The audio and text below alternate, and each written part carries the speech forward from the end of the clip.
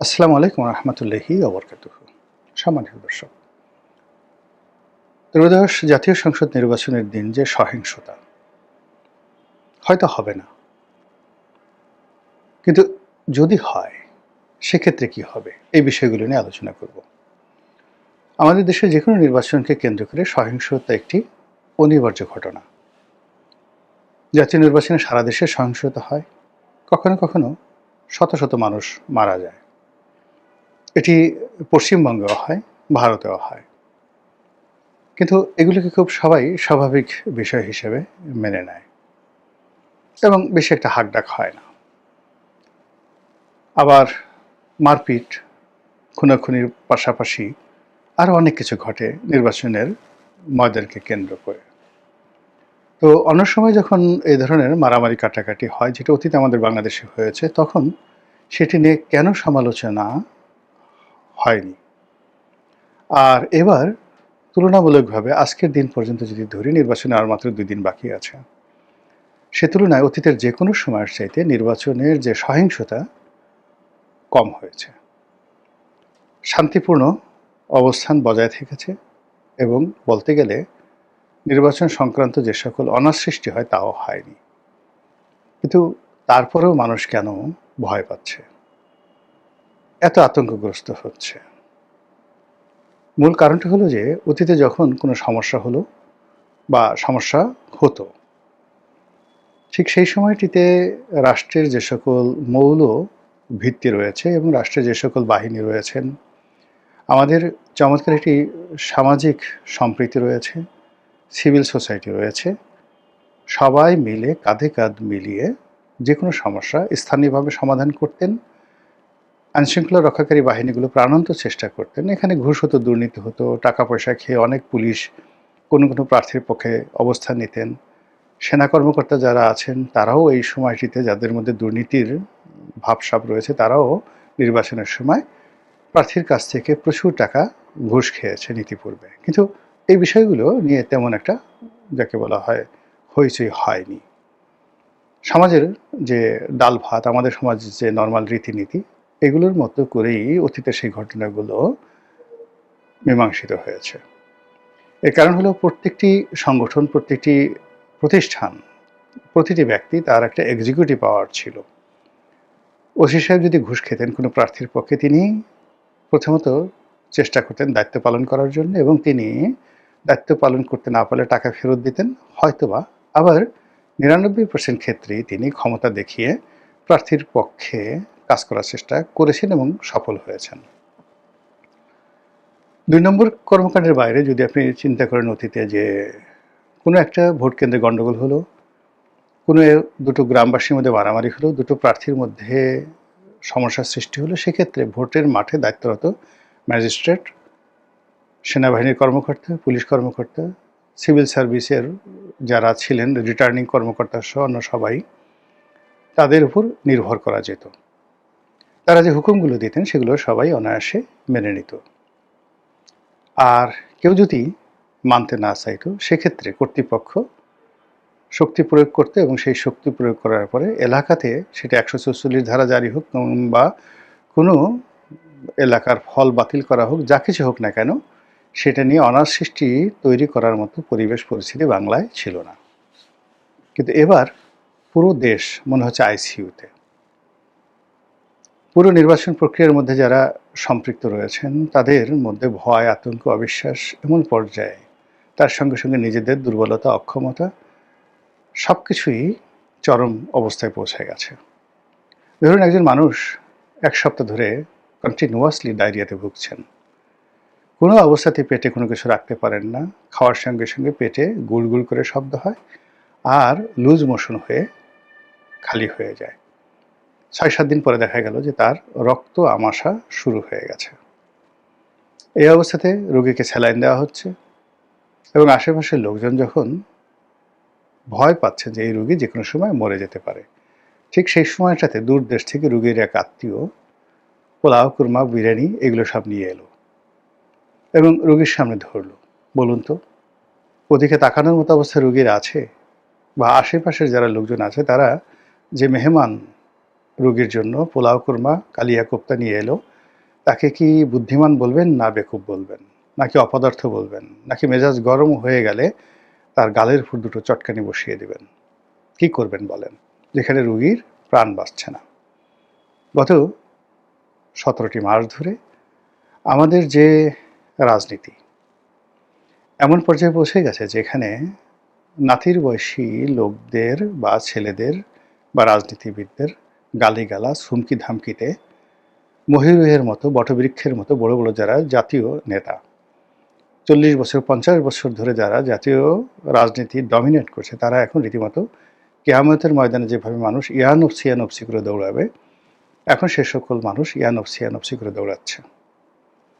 দেশের প্রধানতম রাজনৈতিক দলগুলো, বড় বড় নেতা যারা প্রধানমন্ত্রী হবেন, মন্ত্রী হবেন, এমপি হবেন, তাদের মতো মানুষ আমাদের মতো সাধারণ যারা লোকজন আছেন তাদেরকে জিজ্ঞাসা করছেন, ভাই কি হবে? ভোট কি শেষ পর্যন্ত হবে? আমি কি হতে পারবো? নির্বাচন কি শেষ পর্যন্ত হতে যাচ্ছে? এই ভোটের 2 দিন আগেও তাদের সেই ধরনের বক্তব্য। এখনো পর্যন্ত অনেক মানুষ 2 হাত খুলে পয়সা খরচ করতে চাচ্ছেন না। তাদের ধারণা যে যদি ভোট না হয়, কিংবা যদি ভোট না টিকে, আর যদি ভোট হয় এমনি এমনি হয়, যদি ম্যাটিকুলাস ডিজাইন হয়, যদি ভোটের ফলাফল ম্যানিপুলেট করা হয়, সরকারের পক্ষ থেকে যদি কোনো ফলাফল ঘোষণা দেওয়া হয় বা ভোটের ফলাফল স্থগিত করা হয় 10 দিন পরে, অবস্থা বুঝে ভোটের ফলাফল ঘোষণা করার কোনো ব্যবস্থা নেওয়া হয়, তাহলে তারা কি করবেন? 2018 সনে তো তারা কিছু করতে পারেননি, 2024 সনে তারা কিছু করতে পারেনি, 2014 সনে কিছু করতে পারেনি। তো 14, 18 এবং 24-এ রাজনৈতিক দলগুলোর যে শক্তিমত্তা ছিল সে তুলনায় এখন তাদের যে অবস্থা, সেই ডায়রিয়া রোগীর মতো চিত হয়ে শুয়ে আছেন, লম্ফ দিচ্ছেন, ঝম্পট দিচ্ছেন, কিন্তু পেছন দিক থেকে যদি কোনো কারণে কেউ একটু বকা দেয়, কেউ একটু মামলার ভয় দেখায়, কেউ একটু ধমক মারে, ওটাকে রুখে দেওয়ার জন্য যে শক্তি দরকার, বিশ্বাস দরকার, সেটা রাজনৈতিক দলগুলোর নেই। এগুলো একটা ঘটনা। অন্যদিকে পুলিশ বলেন, মিলিটারি বলেন, আনসার ভিডিপি যা কিছু বলেন, কেবলমাত্র এই প্রথমবারের মতো যমুনার সামনে গত শুক্রবারে ইনকিলাব মঞ্চ এবং কর্মচারী, মানে সরকারি কর্মচারী, তারা যমুনা ঘেরাওয়ের যে কর্মসূচি দিয়েছিল সেখানে পুলিশ একটি ভূমিকা পালন করেছে, কিন্তু এটা পুলিশের বলতে গেলে দেয়ালে পিঠ থেকে গিয়েছিল। এছাড়া তাদের আর কোনো উপায় ছিল না। এর কারণ হলো ওখানকার ওই ঘটনাতে সেনাবাহিনী এগিয়ে আসেননি।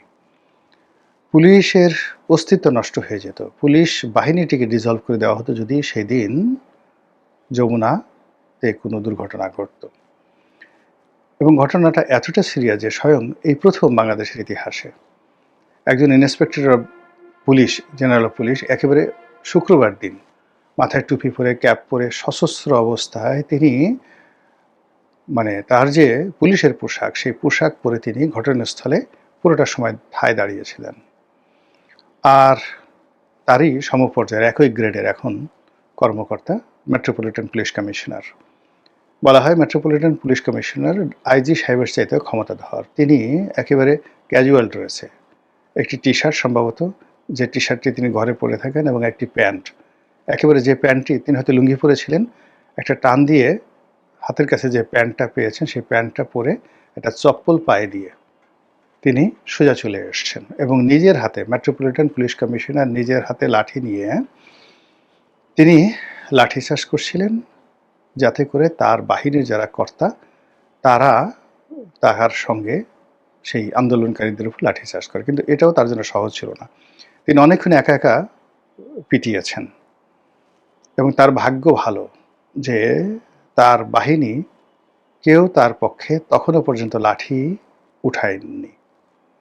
ফলে ওই অবস্থাতে যদি সেই কমিশনার সাহেবের লাঠি কোনো আন্দোলনকারী ধরে ফেলতেন এবং সেই কমিশনারকে লাঞ্ছিত করতেন, কিয়ামত হয়ে যেত বাংলাদেশে, এবং পুলিশ সঙ্গে সঙ্গে গুলি করে বসত। পরবর্তীতে যখন তিনি খুব অ্যাডামেন্ট অবস্থায় ধরো, মারো, পিটাও বলে নিজে নিজে এগিয়ে গেলেন, তখন কোনো কোনো কর্মকর্তা তাকে সাহায্য করতে এগিয়ে এলেন, এবং এর মধ্যে আরও দেখলাম যে অনেক পুলিশ সেই আন্দোলনকারীদের দিকে পশ্চাৎপদ হয়ে, মানে পিছন সাইড দিয়ে তারা খোশগপ্প করছিল। কমিশনার সাহেব নিজে ধাক্কা দিয়ে তাদেরকে বলে যে ওইদিকে যাও। তো এরকম ঘটনা ঘটেছে শেষ দিনে। তারপর মাঠে সেনাবাহিনী আছে। সেনাবাহিনী গত 17 মাসে যে কর্মকাণ্ড করেছেন, মনে হচ্ছে না যে নির্বাচনের দিন সেই কর্মকাণ্ডের বাইরে গিয়ে তারা কোনো স্মার্টলি, ডায়নামিক্যালি এবং এক্সট্রা অর্ডিনারিলি কোনো কাজ করবেন, মনে হচ্ছে না। ফলে যদি ভালো হয় তো ভালো, আর যদি ভালো না হয় তাহলে খবর আছে। কি খবর আছে? আমাদের গ্রামে একজন ভদ্রমহিলা ছিলেন মজুর মা। তো মজুর মা ইংরেজি বুঝতেন না। আমাদের ওখানে তহসিলদার সাহেব যিনি ছিলেন তিনি তার রান্নাবাড়া করতেন। খুবই বদমেজাজি মহিলা ছিলেন মজুর মা। তো খুব ভালো রান্না করেছেন। তো তহসিলদার সাহেব বলছেন, মজুর মা থ্যাংক ইউ। তো তিনি থ্যাংক ইউর অর্থ বুঝেননি। তিনি বললেন যে থ্যাংক ইউ সাহেব, থ্যাংক ইউ বললেন, যদি ভালো হয় তো ভালো, আর যদি ভালো না হয় তাহলে আপনি থ্যাংক ইউ, আপনার 14 গোষ্ঠী থ্যাংক ইউ, আপনার বাপ থ্যাংক ইউ, আপনার মা থ্যাংক ইউ। এরকম একটি অবস্থা। এখন ভোটের দিনের যে অবস্থা, সেখানে আমরা পুরোটাই প্রকৃতি নির্ভর হয়ে পড়েছি, পুরোটাই আল্লাহ নির্ভর হয়ে পড়েছি। আল্লাহ যে হকুল ইবাদ, বান্দাদের হক, সেই বান্দাদের হক যেটা আছে সেটা আমরা কেউ পালন করার মতো পর্যায়ে নেই। না ভোটার, না কর্মী, না সমর্থক, না প্রতিদ্বন্দ্বী প্রার্থী, না সরকার, না রাষ্ট্র, না বাহিনী। সবকিছু যদি স্বাভাবিক চলে ভালো, আর যদি কোথাও কোনো আশঙ্কা দেখা দেয়, কোথাও কোনো সমস্যা দেখা দেয়, ওটা নিষ্পত্তি করার মতো শক্তি, সামর্থ্য, পরিবেশ, পরিস্থিতি কোনোটা আমাদের নেই। আর এ কারণে কি হলো? ভয়, ভীষণ রকম ভয়। আপনি যখন একটি বনের মধ্যে যাবেন, চারিদিকে কাঁটা, অসংখ্য কাঁটা, এবং আপনার গায়ে একটা কম্বল রয়েছে। আপনি জানেন যে কম্বলের সঙ্গে কাঁটা খুব সহজেই বিঁধে যায়। তো ও অবস্থায় আপনি সেই কাঁটার মধ্য দিয়ে কম্বল গায়ে দিয়ে কীভাবে যাবেন? অথবা ধরুন আপনি খালি গায়ে, সেখানে কিভাবে যাবেন? চারিদিকে কাঁটা। আবার যদি চারিদিকে কাঁটা থাকে আর পায়ের নিচে আপনার ভয় থাকে যেখানে অনেকগুলো বিষধর সাপ রয়েছে, তখন সেই যাত্রাটা আপনার জন্য কতটা দুর্বিষহ হবে। এখন এই নির্বাচনের পথে আমরা এগুচ্ছি, অন্ধের মতো এগুচ্ছি, মাতালের মতো এগুচ্ছি, উন্মাদের মতো এগুচ্ছি, অবুঝের মতো এগুচ্ছি, কাঁচা মানুষের মতো এগুচ্ছি। কেন এগুচ্ছি, কী জন্য এগুচ্ছি আমরা জানি না। এক পক্ষের খুব রাগ, আর এক পক্ষের খুব ধৈর্য, আর এক পক্ষের যাকে বলা হয় আকাশচুম্বী স্বপ্ন। আর সেই স্বপ্ন নির্বাচনের দিন কি হবে তা আমরা নিজেরা জানি না। আমাদের হাতে কোনো ক্ষমতা নেই, শুধু দোয়া করা ছাড়া।